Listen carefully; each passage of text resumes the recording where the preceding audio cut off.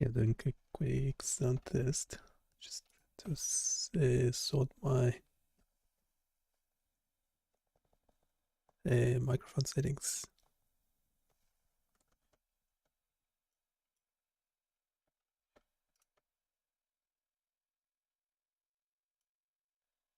More gain on it. More gain. Is this better? It should be better.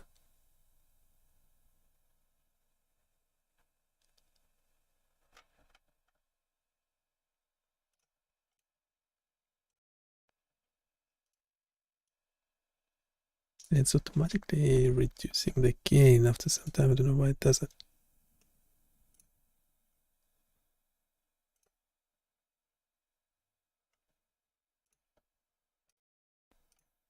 Automatically reducing the gain after some time. I don't know why it does it.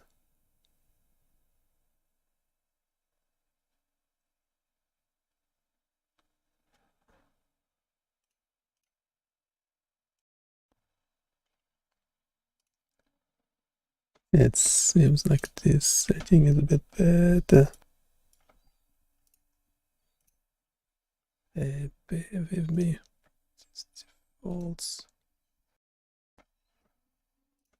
Okay, this should be. Just keep it as this for a while.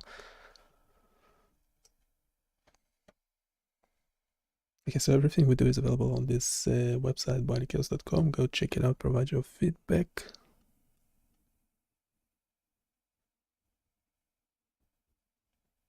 Let me know if you want me to jump into any of the existing tools.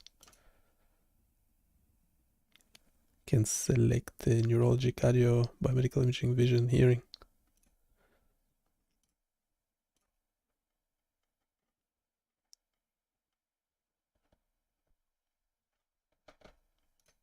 And I'm happy to do more work on any of those. They're obviously prototypes.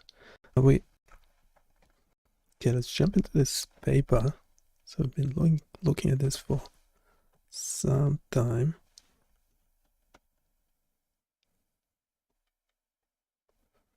So bring a model to talk to as well, unless there's a human who wants to chat. You can just put your comments in the chat, I'll respond to it. Otherwise, yeah, I have this weird paper. And we're looking at the data from it as well.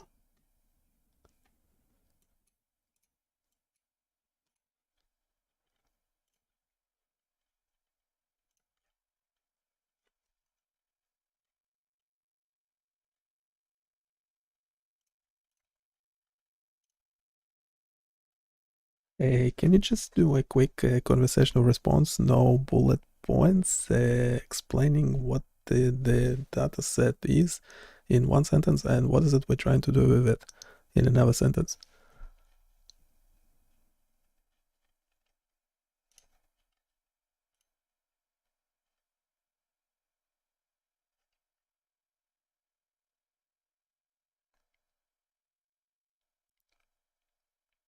Acknowledged. I'll reply with the 2 short sentences you asked for.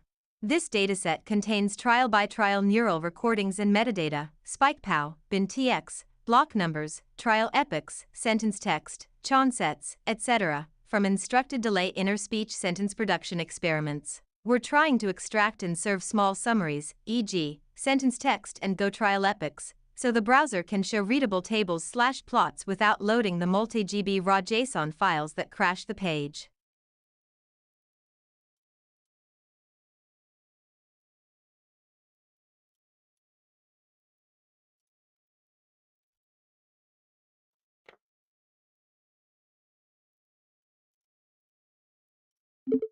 Again, did we start the server for that? Is the server still running? The data server?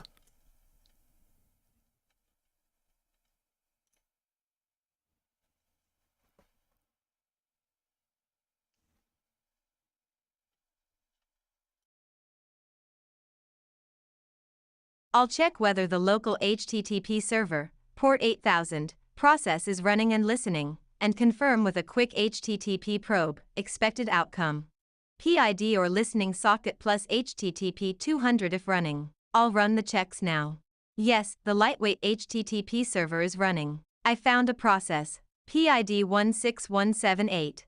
Python 3M HTTP.server 8000. And an HTTP probe to HTTP.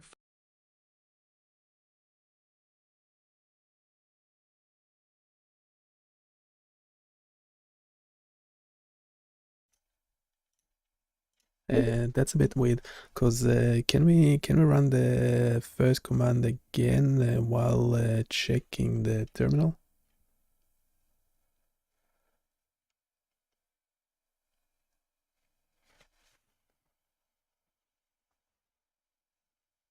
I'll rerun the same head command to show the first 50 lines of each example JSON and report the terminal output. Expected outcome: printed first 50 lines for each file so you can inspect their headers. No, I meant the server.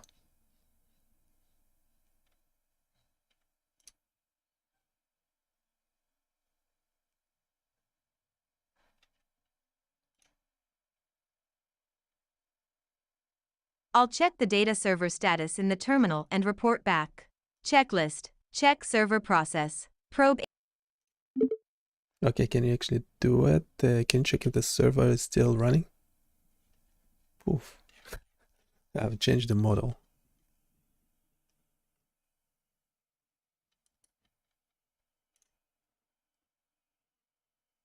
The server is still running. The process with PID 16178 is actively serving via Python 3M HTTP.server 8000.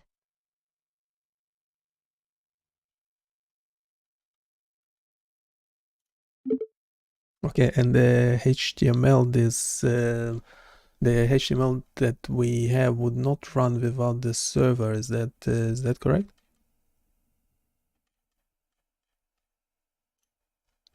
Yes, that's correct. The current HTML uses fetch to load JSON files, which requires an HTTP server. Browsers block fetch requests to URLs for security reasons, so the page won't work properly without the server running.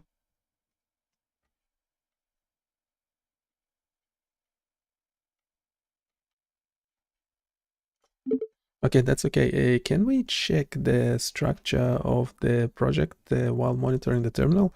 And also, this is first, and the second thing, we want to take that PDF and actually split it into text and images, because we eventually want to replicate the results in the paper PDF.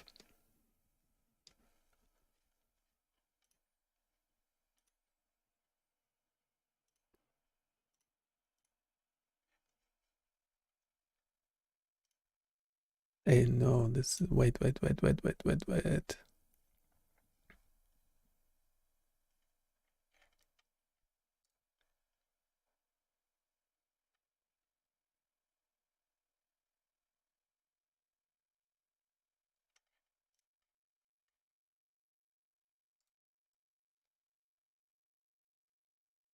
Hey, copy path for a sec.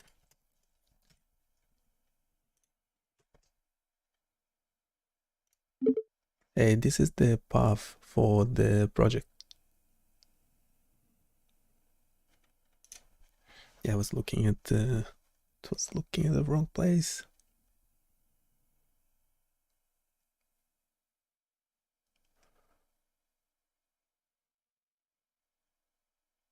What?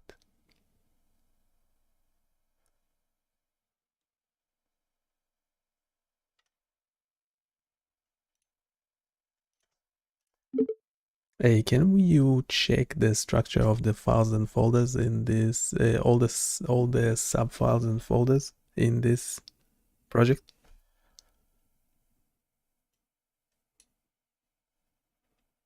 It's hallucinating on me.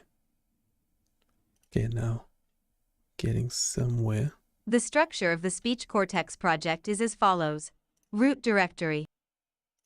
Okay, can you just summarize the response for me in one sentence? Don't need all that. The Speech Cortex project contains data files, scripts, and examples in the Chitty Bang Bang folder, along with an index.html file and a PDF paper. Okay, so you know what the PDF is. Can we actually generate a paper folder with all the text and images in it extracted from the paper PDF? Don't know if it will be able to find it.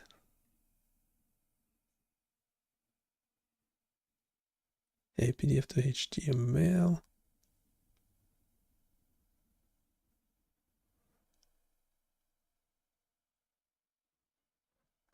Too many folders.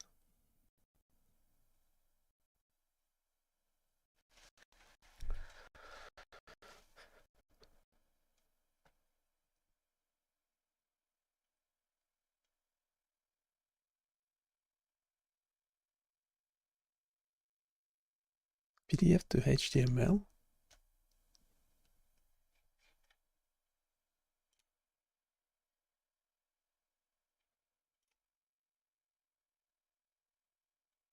It's just doing pages.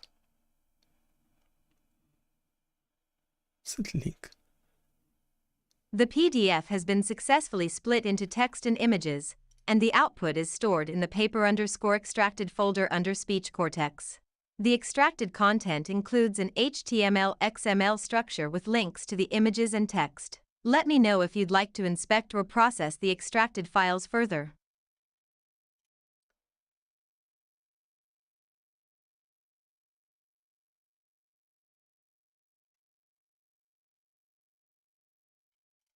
Okay, why is it?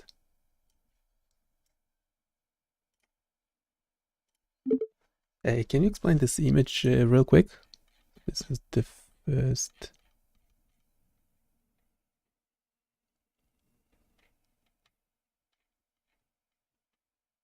This image illustrates 3 key findings about inner speech and brain-computer interfaces, BCIs. Inner speech representation. Inner speech is a scaled-down version of attempted speech, represented in the motor cortex. The diagram shows how inner speech and attempted speech occupy similar patterns in principal component space, PC1, PC2, PC3. Real-time decoding. A BCI can decode inner speech in real time, enabling communication by interpreting neural signals associated with imagined speech. Privacy and decoding control. Inner speech is private and represented in the motor cortex, but unintentional decoding can be minimized through specialized training, as shown by the reduced accidental decoding rate in inner speech-aware training compared to standard training. Okay, let's actually do... Yeah, we have some of the data.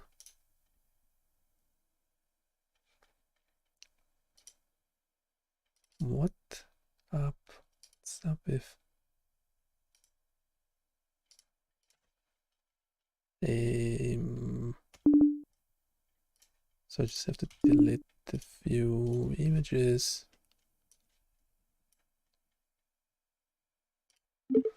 Okay, can you explain this image in plain language?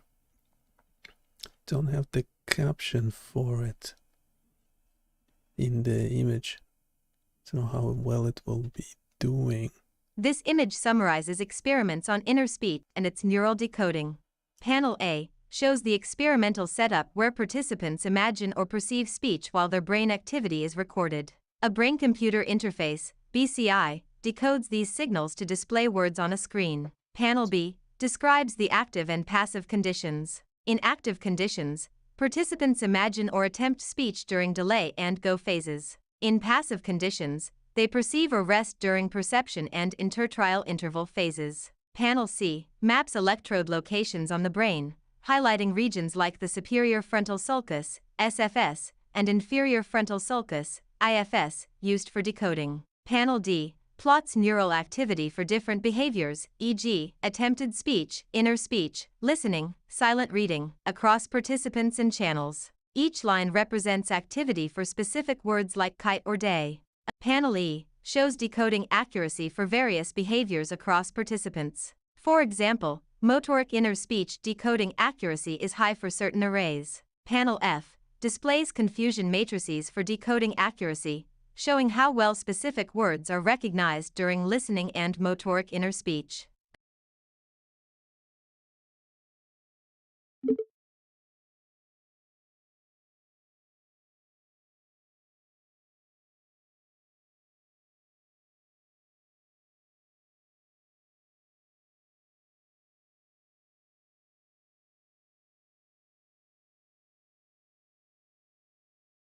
Panely shows the decoding accuracy of different behaviors, e.g., attempted speech, inner speech, listening, silent reading, across participants and electrode arrays. Each row represents a participant in their corresponding electrode array, while the columns represent behaviors. The values indicate the percentage of correct decoding for each behavior, with higher percentages showing better decoding performance. For example, motoric inner speech and listening have high decoding accuracies for certain participants, demonstrating the ability of the BCI to interpret these neural signals effectively.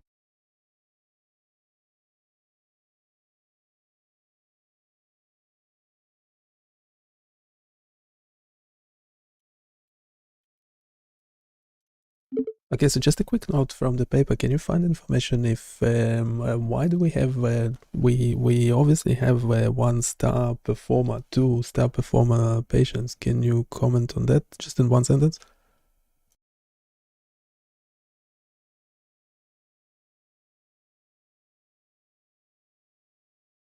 The paper highlights that certain participants, referred to as star performers, exhibit significantly higher decoding accuracies due to optimized neural signal patterns and electrode placements.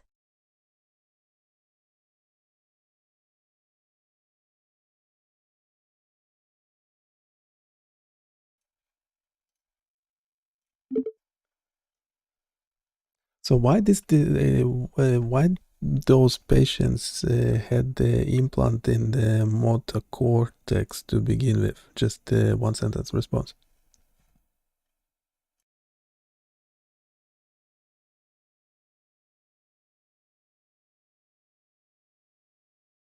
The patients had implants in the motor cortex to enable precise neural signal recording for decoding inner speech and attempted speech, as part of advanced brain-computer interface research.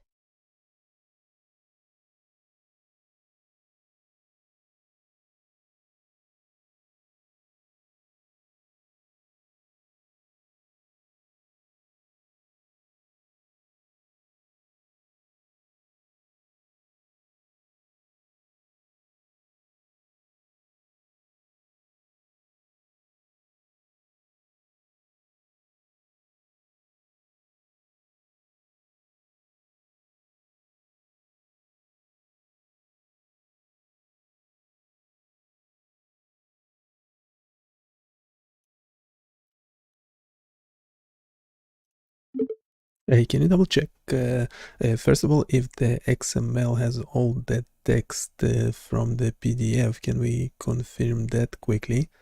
And then revise your answer, because I don't think the patients got the implant for this particular experiment to begin with. If they did, they would have got the implant in the speech area of the brain.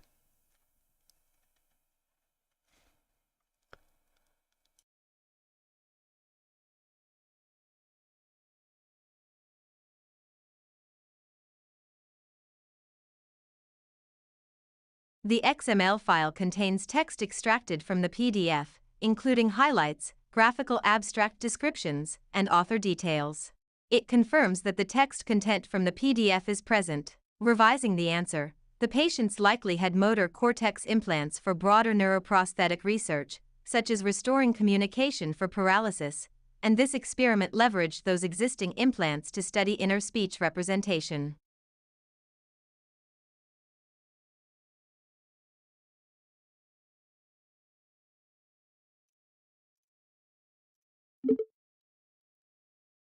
Is there information about the patients themselves? Could all of them talk?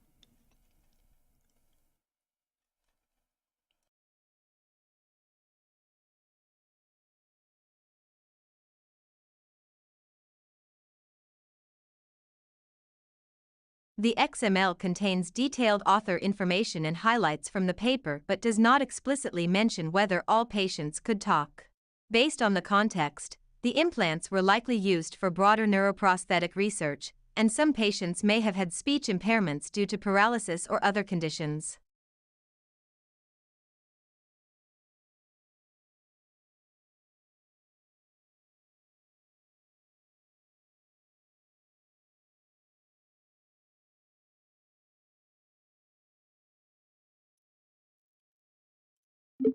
Yeah, this is actually very interesting. Is there a mention of ChatGPT in the text of the paper?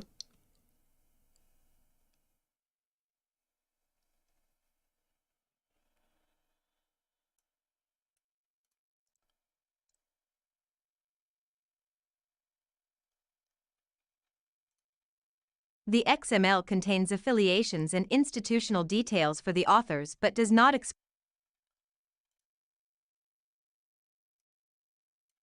I didn't get the question correctly because the speech to text.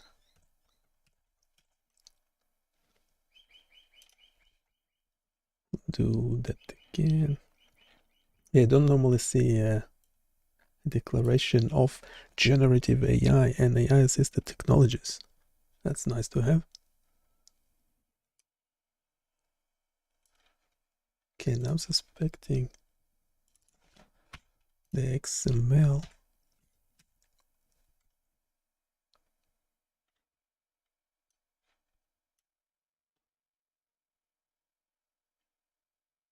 What it does have it. I need to share the. It's not looking for the files that it needs to answer the question. Okay, now we actually added the XML that has all the text. It definitely does. It just could be too long. That's weird. Paper XML.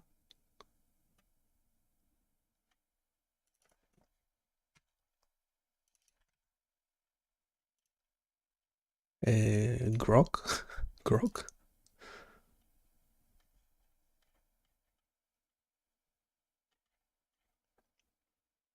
Where are the tables? Did we extract the data from the tables? Tables mentioned.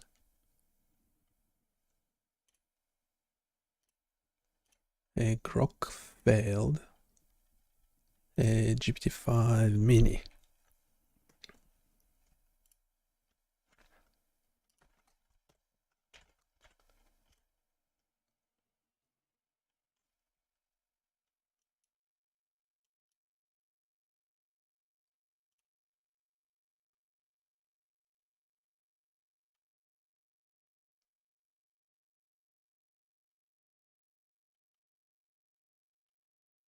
Yeah, the tables are not in the paper.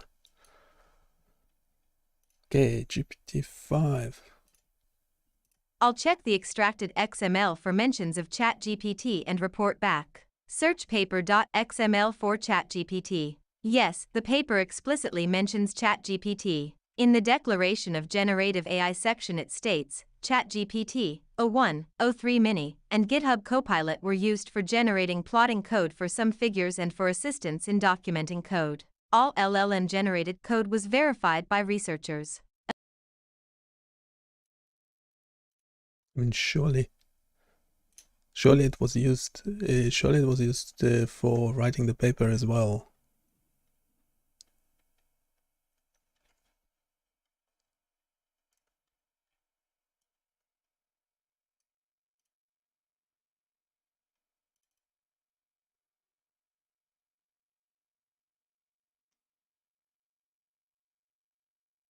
I'll quickly verify the paper text for any statement that ChatGPT was used to write the manuscript. Checklist. Check the generative AI declaration for how ChatGPT was used. Look for any explicit claim that ChatGPT wrote or drafted the paper. Result. The paper's declaration says ChatGPT, o1, o3 Mini, and GitHub Copilot were used for generating plotting code for some figures and for assistance in documenting code. and does not state that ChatGPT was used to write the manuscript. The author list still credits humans for the original draft and review/editing. If you want, I can paste the exact declaration line from paper.xml. No, that's fine. That is fine. Wait. Oh, come on.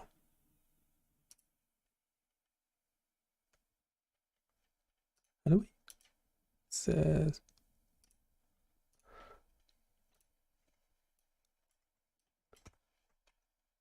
Yeah, we don't have the tables for the patients.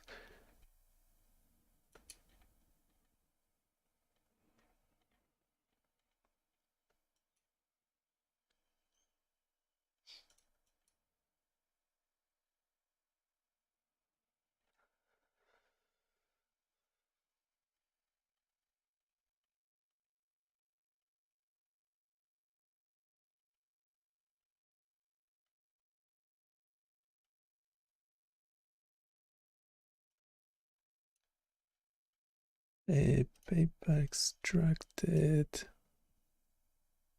Wait.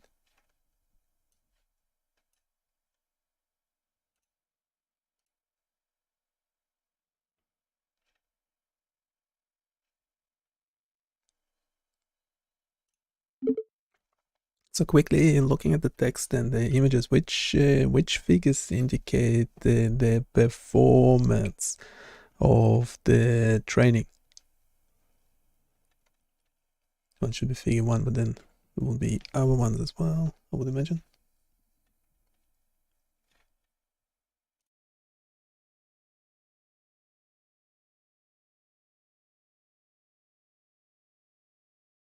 Quick note, I'll point to the specific panels that show training/decoding performance. Checklist. Identify figures showing decoding accuracy and training effects. Done. Answer. The performance of the training is shown by the decoding accuracy heat map, panel E, and the confusion/decoding matrices, panel F, and the small bar chart in the graphical abstract, or the figure panel showing accidental decoding rate, illustrates the effect of standard versus inner speech-aware training.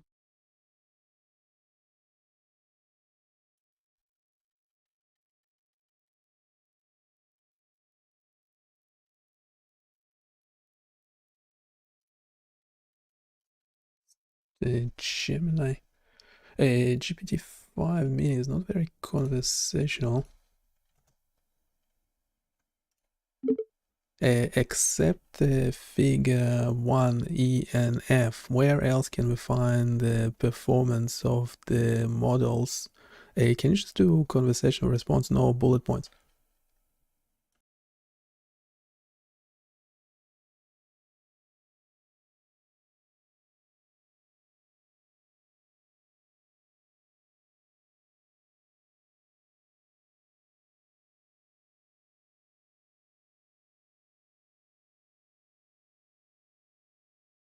Summarized conversation history from the extracted text and images. Aside from Figure 1 panels E and F, the performance of the models is also highlighted in figures such as paper 29_1.png and paper 30_1.png.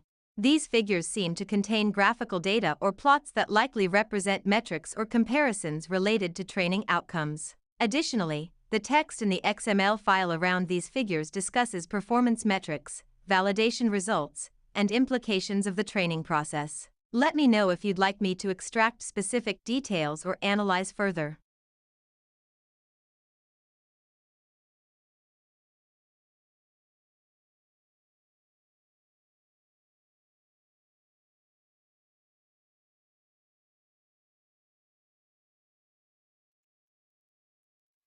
Interestingly, that can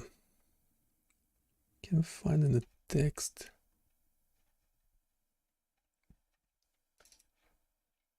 Presenting different results.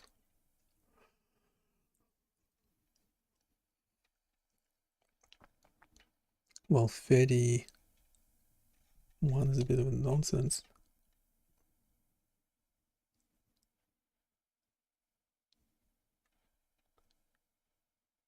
Yeah, neural distance is a different metric.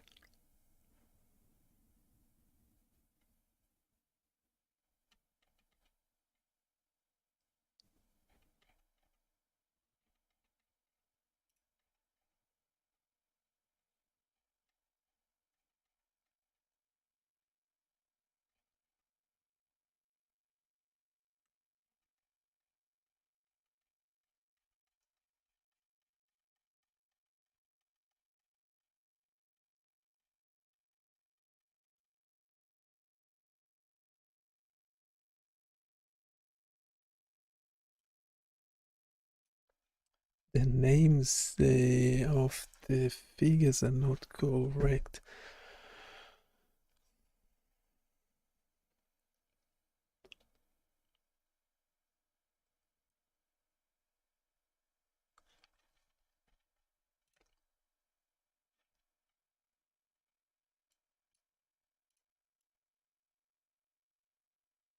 Yeah, there was some difference. I mean, overall, it's the same. The numbers are just slightly different, but overall, the pattern is the same.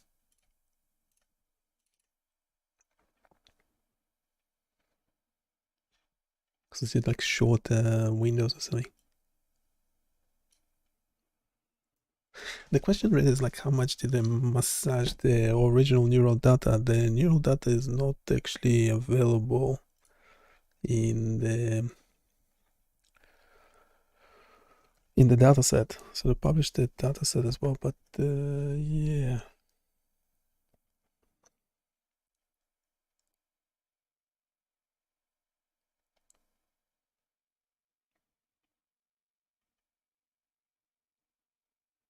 Yeah, they essentially had this, was it 1, 2, 2 or 3 star performance patients.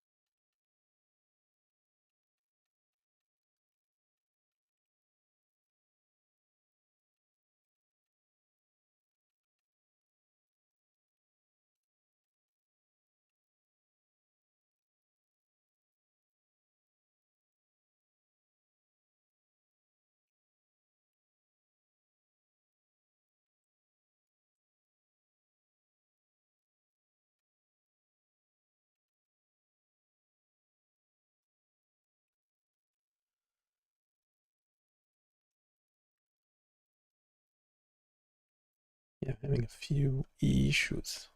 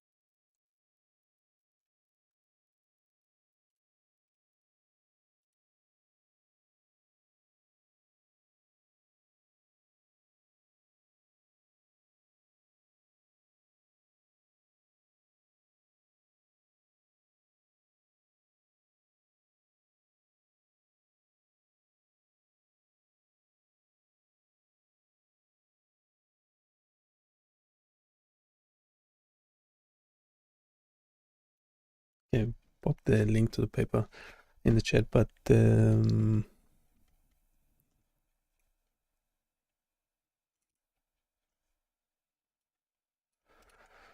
yeah.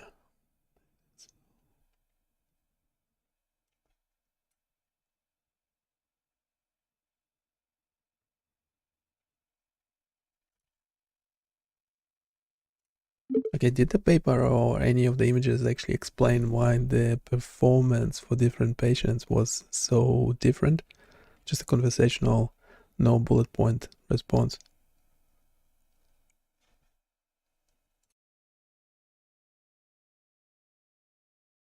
The paper does touch on the variability in performance across different patients, attributing it to factors such as individual differences in neural activity patterns, the quality of the recorded signals, and the level of training or adaptation to the model. Some images, like those showing patient-specific metrics or comparisons, visually highlight these differences but don't delve deeply into the underlying causes. The text suggests that variability might also stem from differences in electrode placement or the inherent complexity of decoding inner speech for certain individuals. However, the explanations remain somewhat general, without pinpointing specific physiological or technical reasons for each patient's performance disparity.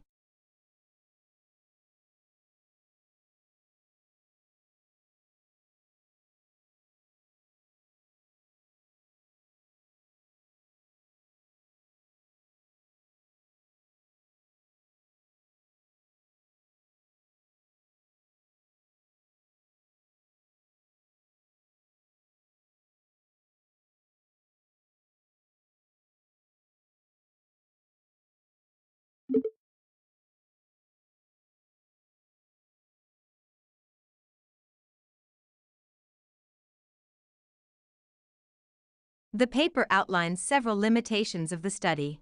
One key limitation is the variability in performance across patients, which the authors attribute to differences in neural activity, electrode placement, and signal quality. Another limitation is the relatively small sample size, which may not fully capture the diversity of neural patterns across a broader population. The study also acknowledges that the training process and model adaptation might not be optimized for all individuals, potentially affecting the generalizability of the results. Additionally, the authors highlight that the decoding of inner speech remains a complex challenge, with current methods being sensitive to noise and requiring further refinement. These limitations suggest areas for improvement in future research, including larger datasets, enhanced signal processing techniques, and more personalized training protocols.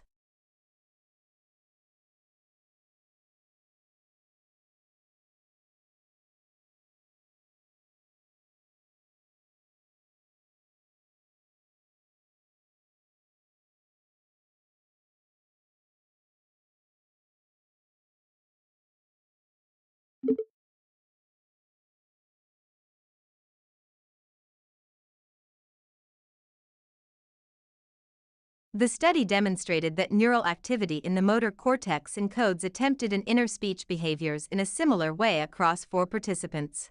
However, the authors acknowledge that the limited sample size raises questions about whether these findings can be generalized to a broader population. They also highlight the potential variability in how individuals engage in inner speech for cognitive tasks, which could influence the results. The strategies proposed to ensure mental privacy for users of speech BCIs are described as preliminary, suggesting that more robust measures will be necessary as these technologies become more widely adopted. While the study successfully decoded instructed inner speech with a large vocabulary, achieving word error rates, WERs, between 26% and 54%, it faced challenges with free-form inner speech. Although some aspects of free-form inner speech, like sequence recall and counting, were decoded, the technology was not yet capable of accurately reconstructing complete, intelligible sentences during free-form thinking. The authors suggest that advancements in recording technology may eventually make this possible, but it has not been demonstrated yet.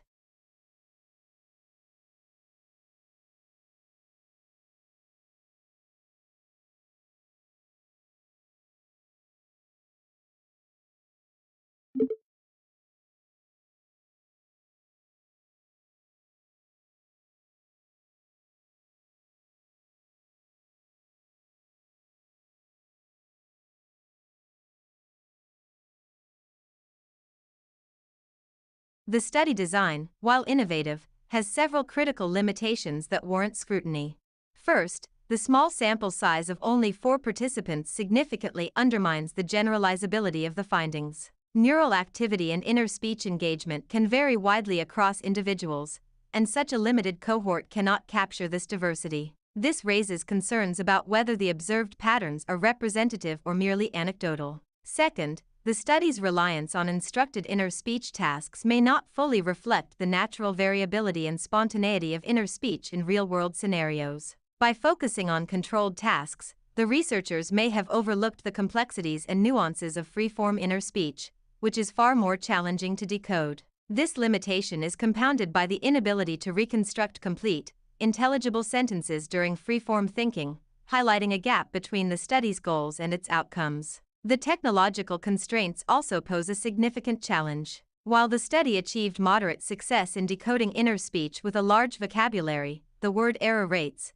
26% to 54%, are still too high for practical applications. This suggests that the decoding models and recording technologies are not yet robust enough to handle the intricacies of inner speech, particularly in less structured contexts. Moreover, the ethical considerations surrounding mental privacy, while acknowledged, are only superficially addressed. The proposed strategies for ensuring privacy are described as preliminary, leaving critical questions unanswered about how these measures would scale or adapt as speech BCIs become more sophisticated and widely used. Finally, the study's framing of its findings may be overly optimistic. While the results are promising, the challenges and limitations, such as variability in patient performance, high error rates, and the inability to decode free-form sentences, suggest that the technology is still in its infancy. Without addressing these foundational issues, the broader implications and applications of the research remain speculative at best.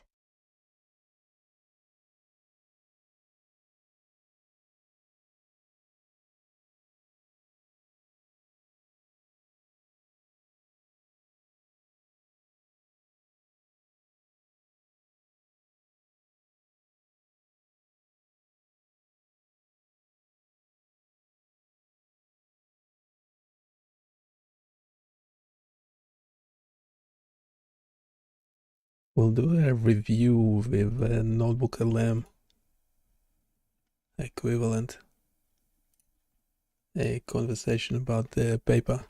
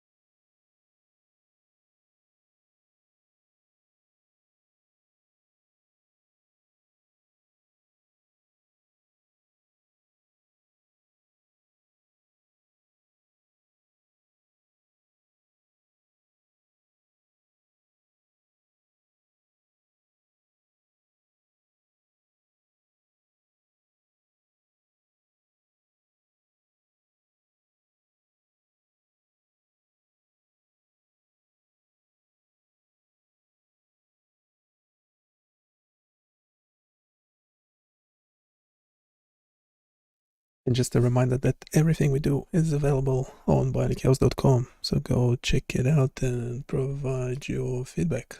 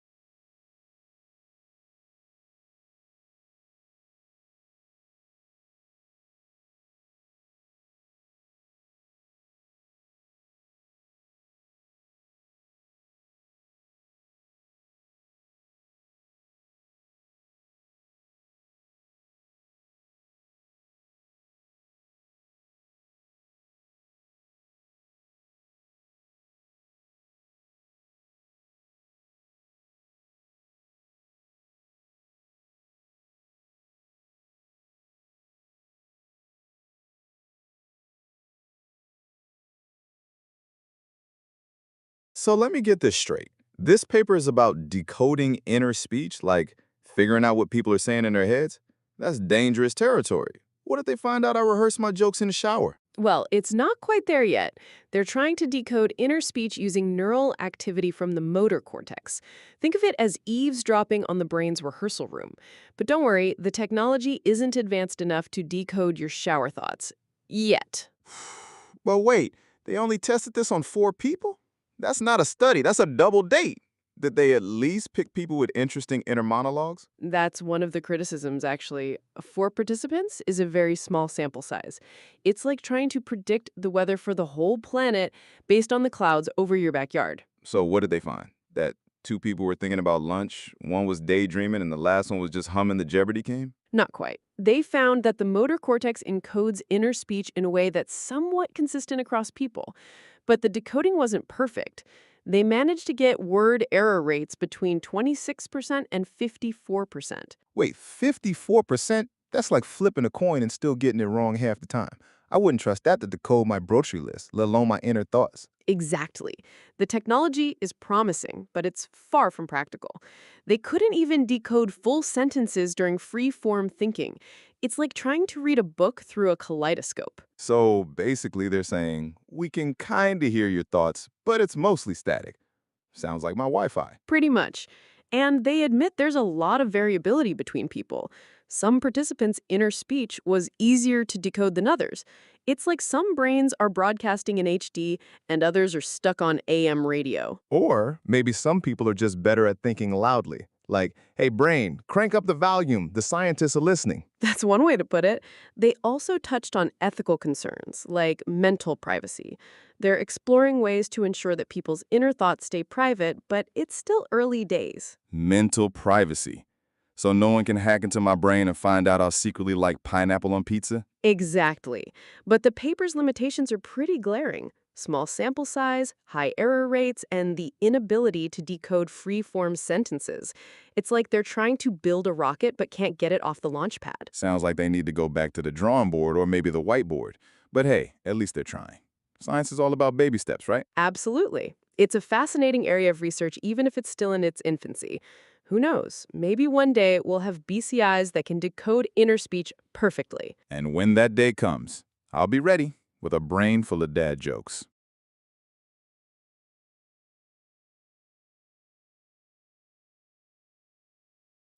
When there are more than 4 patients, 4 subjects.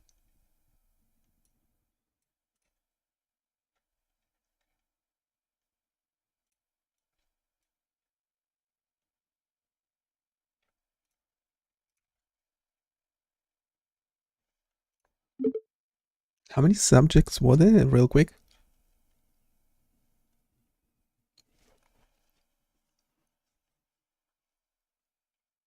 There were 4 subjects in the study.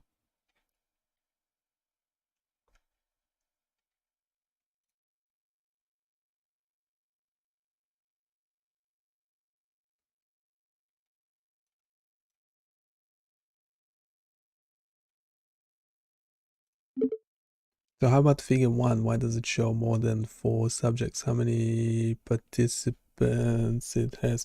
Oh, so different participants. Some participants had more than one array. Some had one of them had one.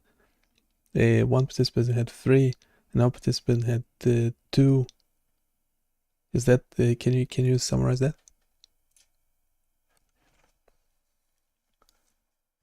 Figure 1 indeed shows data from more than 4 participants because it includes multiple electrode arrays per participant. Specifically, some participants had more than one array implanted, which allowed for additional data collection points. For example, one participant had 3 arrays, another had 2, and others had a single array. This explains why the figure represents more arrays than the number of participants in the study. The arrays are treated as separate data sources, contributing to the decoding analysis shown in the figure.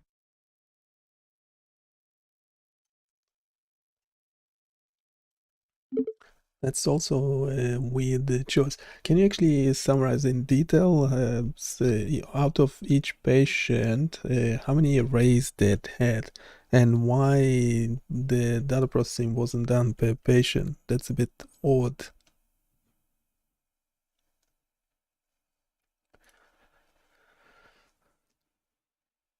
The study involved 4 participants, but the data was collected using multiple electrode arrays, which explains why the analysis was conducted per array rather than per patient. Specifically, one participant had 3 arrays, another had 2, and the remaining participants had 1 array each. This approach allowed the researchers to treat each array as an independent data source, likely to maximize the amount of data for decoding analysis and improve statistical robustness. However, processing data per array rather than per patient introduces certain complexities. It disregards the holistic neural activity of each individual, potentially fragmenting the analysis and making it harder to account for inter-patient variability. This choice might have been driven by technical constraints, such as differences in signal quality or electrode placement across arrays, but it does raise questions about the representativeness of the findings. By focusing on arrays instead of patients, the study may have missed insights into how individual neural patterns influence decoding performance, which could be critical for developing personalized brain-computer interfaces.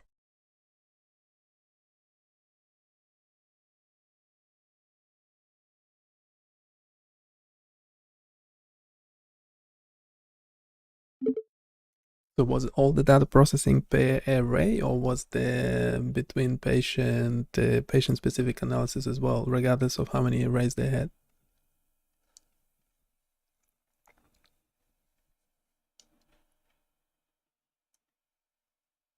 The data processing in the study was primarily conducted per array, treating each electrode array as an independent data source.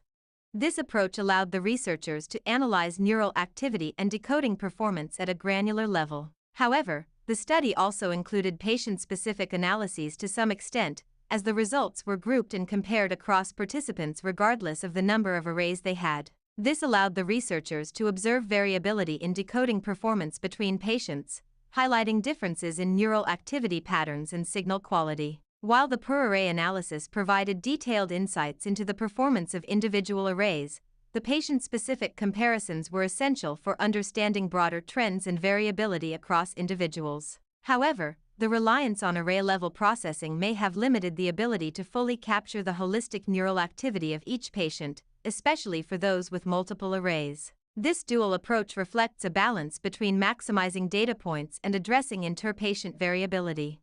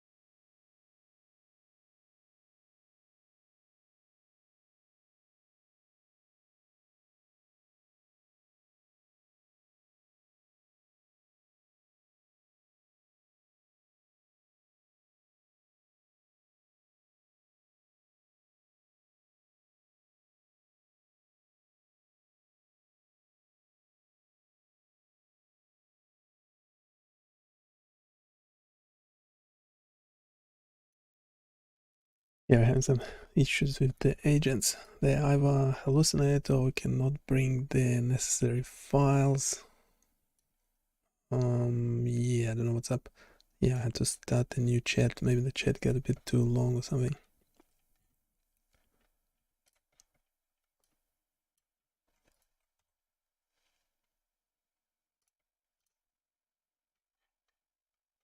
We might leave this data set be. Yeah, everything I do is available on BioniChaos.com. Go check it out. We have this enhanced gate analysis, real-time visualization. You can play it from here, or you can scroll through the angle flexion or knee flexion to see the different points.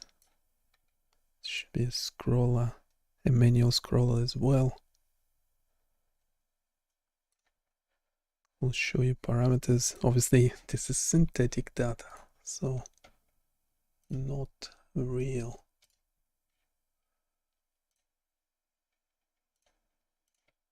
Yeah, spent so much time before on trying to reproduce some data from a paper, but then the data is not great, the results are not great. Yeah, so we might leave it be at this stage.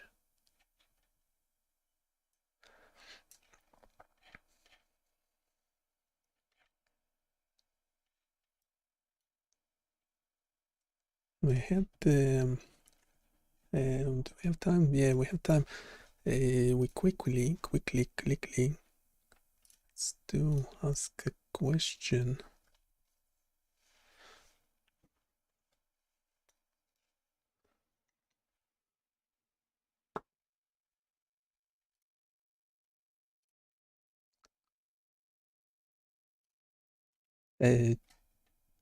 Just a quick conversational response, one sentence. What's the greatest medical innovation that is available in every home?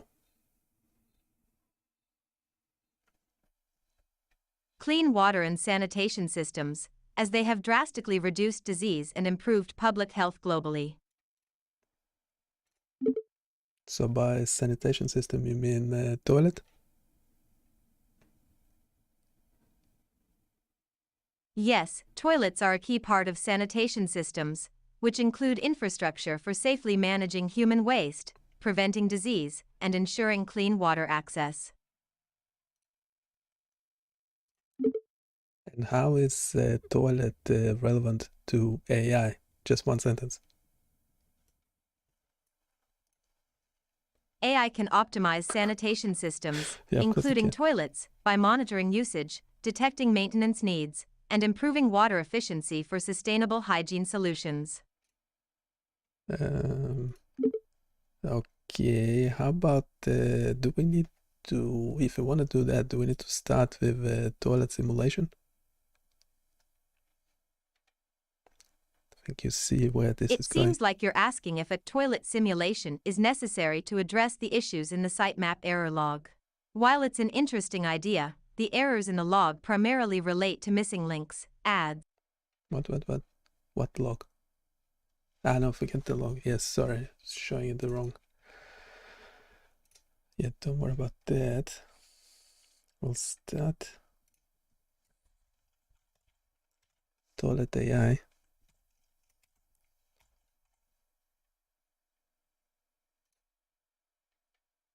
We'll have an index HTML real quick.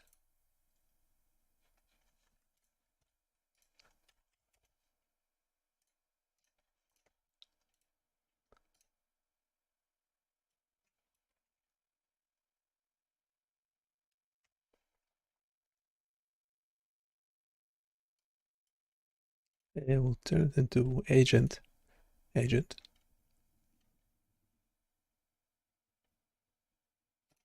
Don't need the log.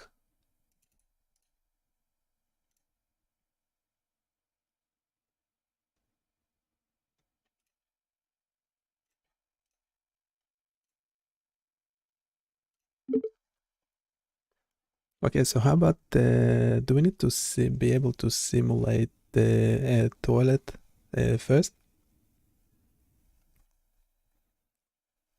Simulating a toilet could be a useful starting point if the goal is to develop AI solutions for optimizing sanitation systems, as it allows testing and refining algorithms in a Okay, yeah, considering it's the greatest medical innovation of all, yeah, we want to be able to simulate the toilet. So can you generate the HTML template? I have the file open. You can just go ahead and generate sample code for toilet simulation. And no, this is not a joke.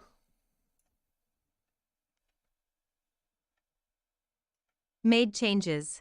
I've added an HTML template for a toilet simulation interface to your open file. It includes sections for controls, status updates, and a simple visualization. Let me know if you need further enhancements.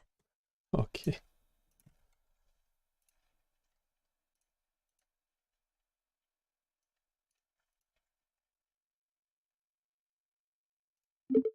Okay, we definitely need further enhancements. How about some sort of visual?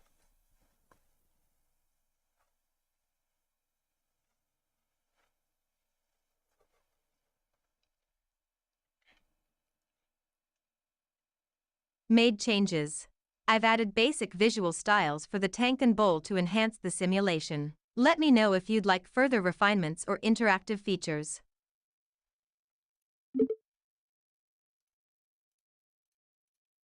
Well, currently the flush and refill tank are not doing anything. The visualization can be made better.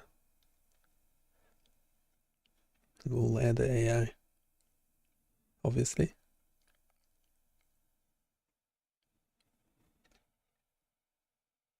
Made changes. I've added JavaScript functionality to make the flush and refill buttons interactive, along with dynamic updates to the visualization and status. Let me know if you need further improvements.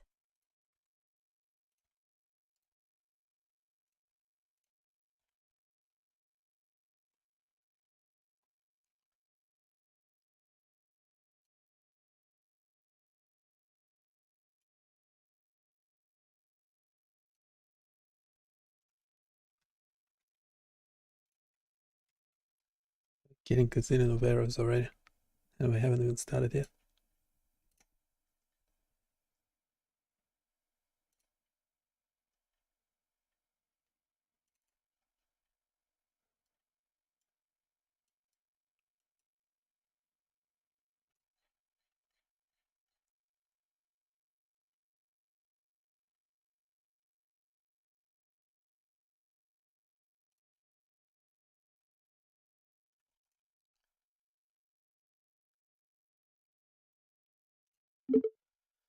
Okay, now this is an interesting point. Obviously, we don't have the other files. Shall we do everything in a single HTML file, so the CSS and JavaScript? I mean, the answer is yes.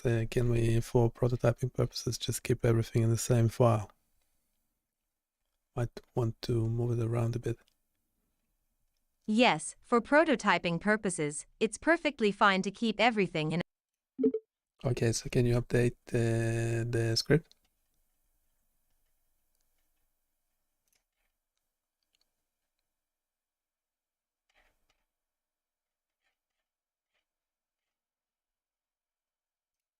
Made changes.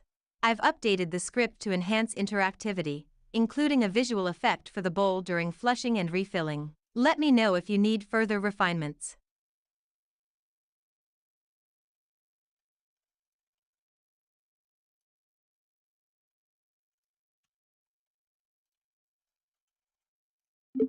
Are we still calling a JavaScript file? We said we will be doing everything contained within the HTML script.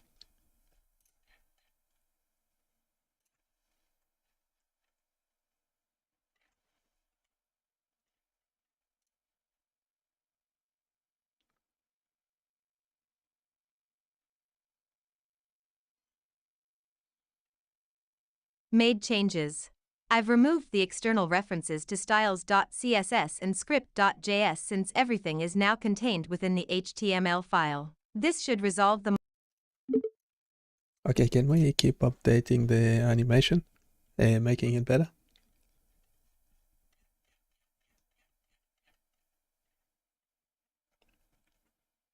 Do we need a better model?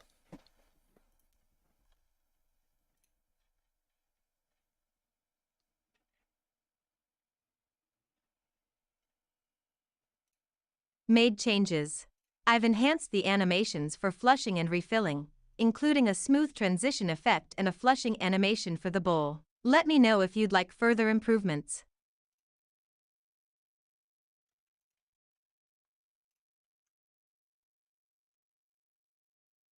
Let's do Claude.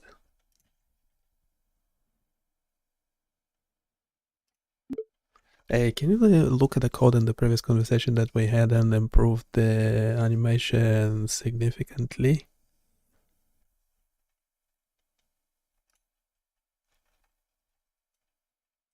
I'll enhance the animation significantly to make it more visually appealing and realistic. Let me update the code for you.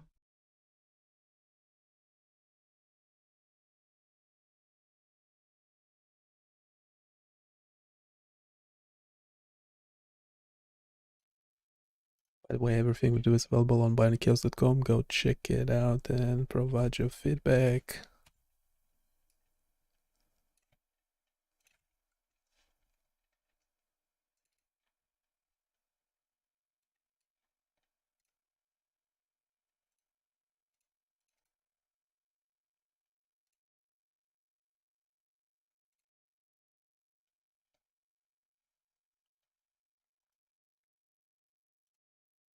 Made changes.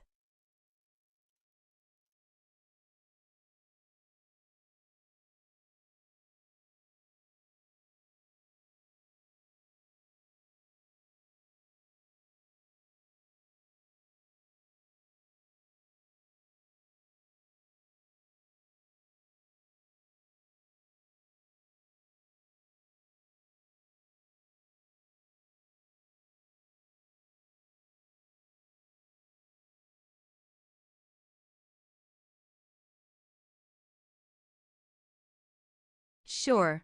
Here's a summary of what we've accomplished. We started by creating a simple HTML template for a toilet simulation, including basic controls for flushing and refilling. Then, we added interactivity using JavaScript, allowing the tank to empty and refill dynamically while updating the status text. To make the simulation more engaging, we introduced visual elements like a tank and bowl with water levels, and added animations for flushing and refilling. Next, we significantly enhanced the visuals and animations.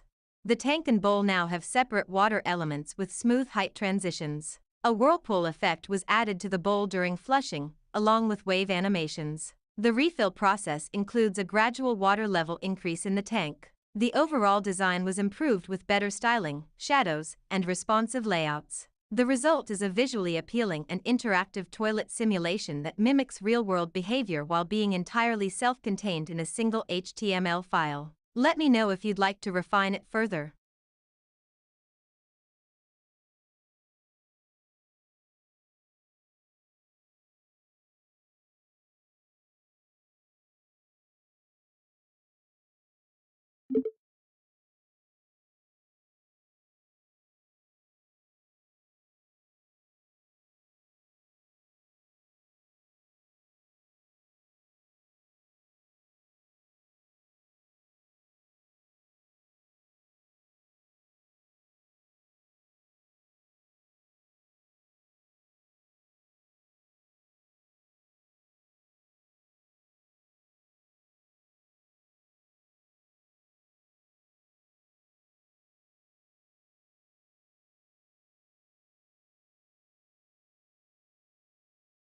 Made changes.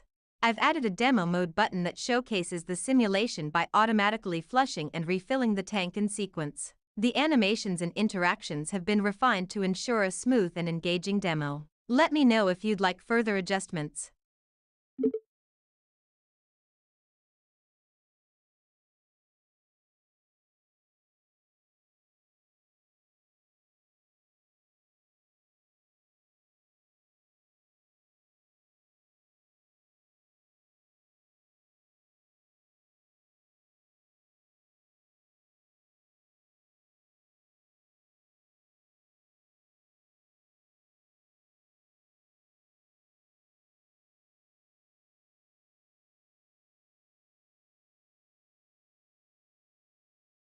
Made changes. The demo mode now runs continuously until toggled off, with the button text dynamically updating to indicate whether the demo is running or stopped. Let me know if you need further refinements.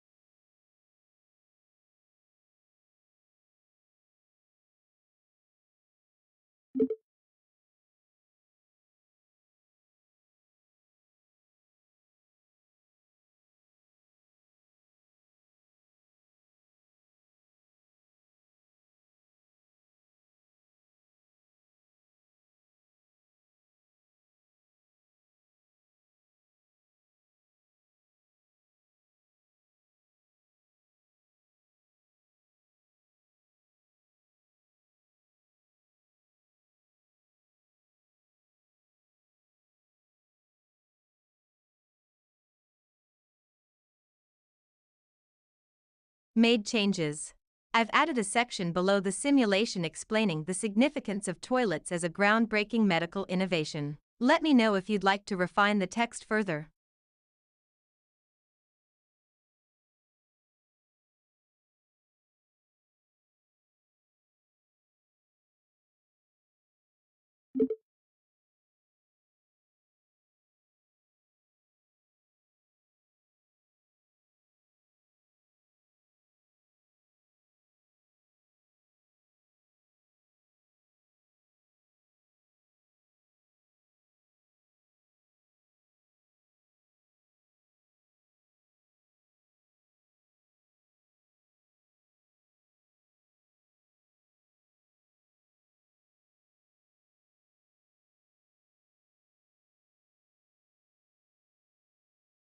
Made changes. I've added a paragraph highlighting that the toilet simulation was generated using AI, emphasizing its innovative and futuristic aspects. Let me know if there's anything else you'd like to refine.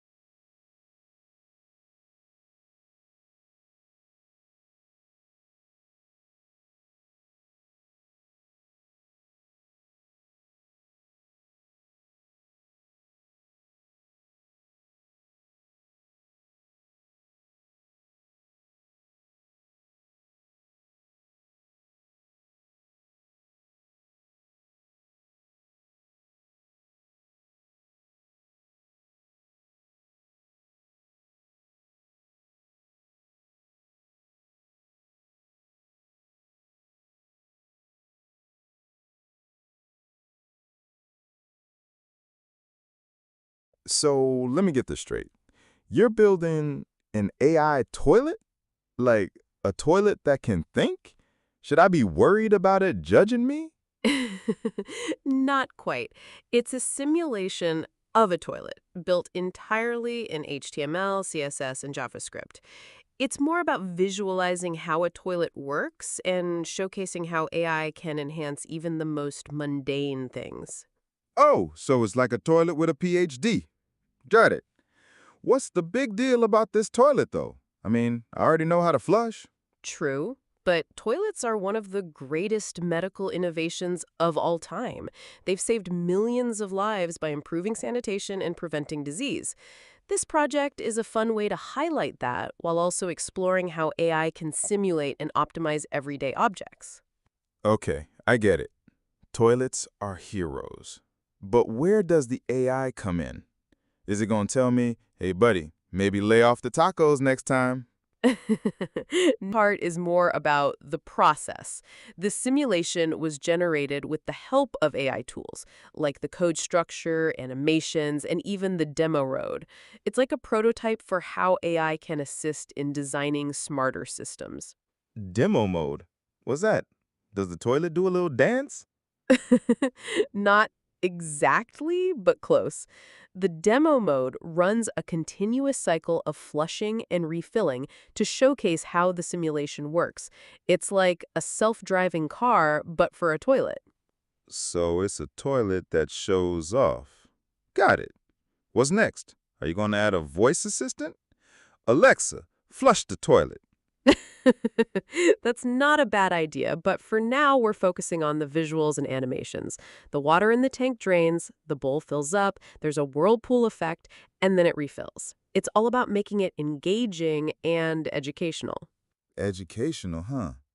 So if I watch this simulation, I'll be a toilet expert. Like I can put toilet AI specialist on my resume. Sure, why not? But seriously, it's about appreciating the engineering behind something we take for granted. Plus, it's a fun way to show how AI can make even a toilet simulation interesting. I'll admit, it's kind of cool. But let's be real. If this toilet starts talking back to me, I'm out. I don't need a toilet with opinions. Don't worry, it's just a simulation. For now, the only thing it's judging is how well we can code.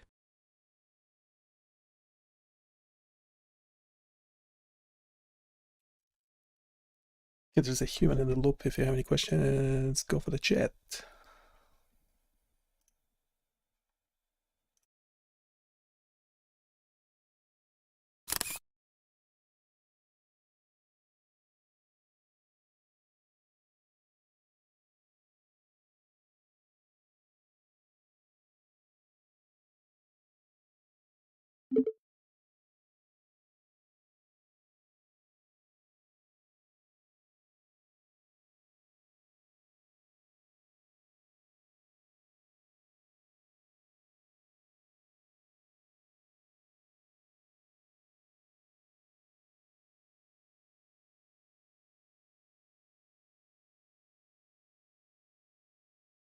The front panel looks neat and approachable, the left column of controls and status reads clearly and the right side visualization has good scale for a demo, but a few tweaks would make it feel more polished and usable.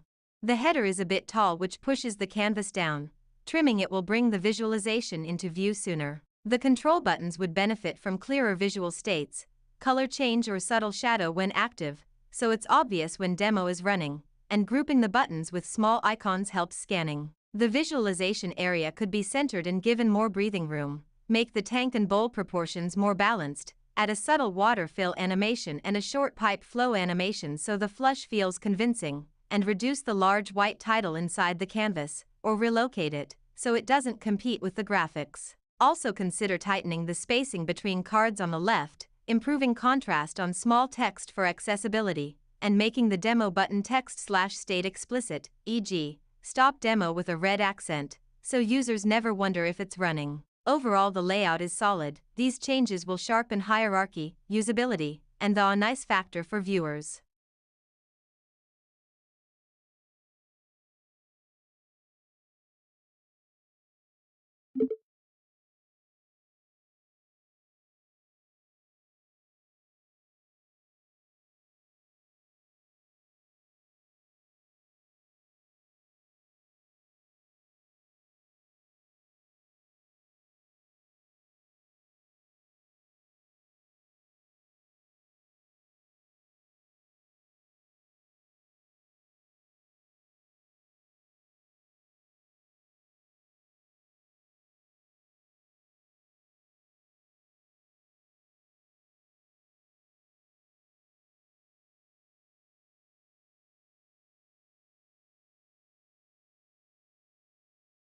Summarized conversation history.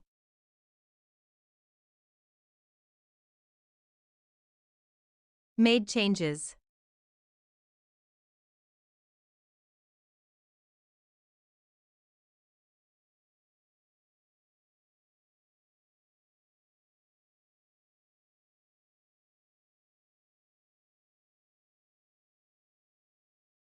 Summarized conversation history. IVE updated the toilet bowl to have a more realistic rounded shape and refined the animations, including the whirlpool effect. Let me know if you'd like further adjustments or enhancements.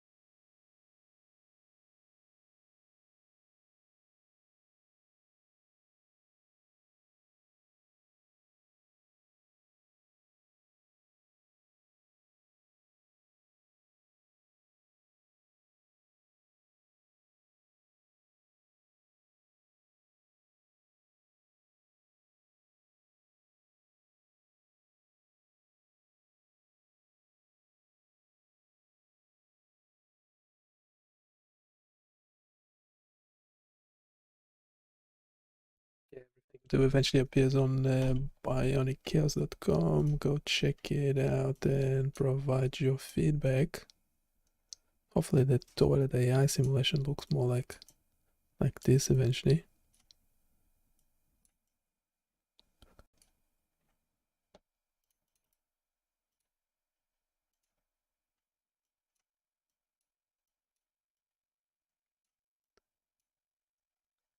If you have any ideas for simulations, do let me know.